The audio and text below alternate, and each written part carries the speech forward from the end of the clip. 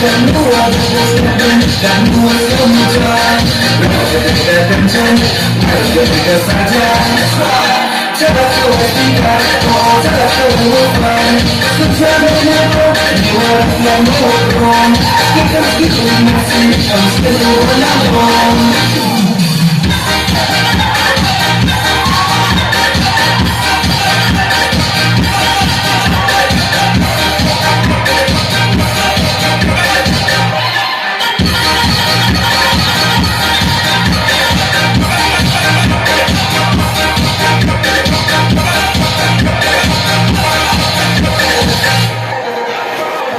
yang ada, dengan buatan lelah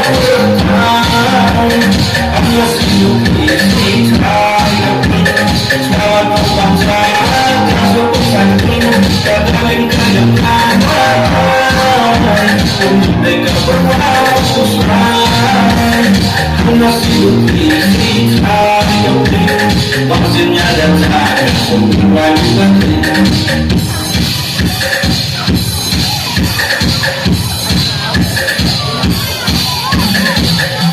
Kemudian di hal ini menjauh, bisa kamu masih sehari terus ada di sana, tidak tahu, tidak berbangsa.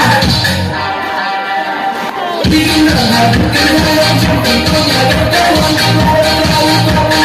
tahu harus bersenang. Ledakan abrai mendu, tidak akan tôi mê mỏi lên khá là xa đấy.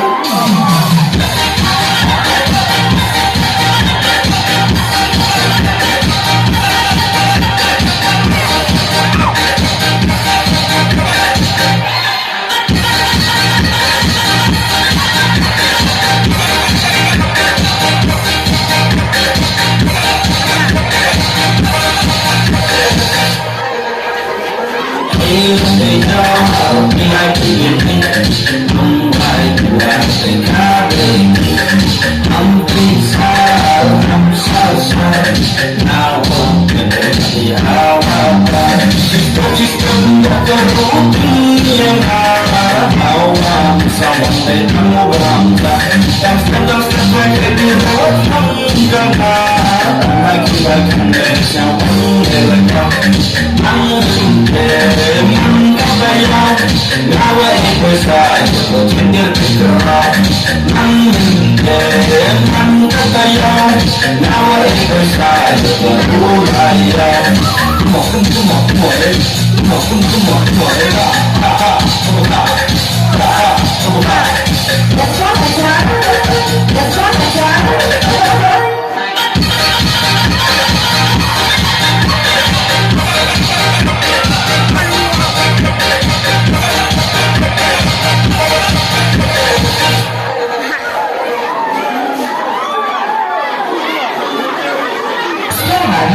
Now every 5.99 for all the regular lashes.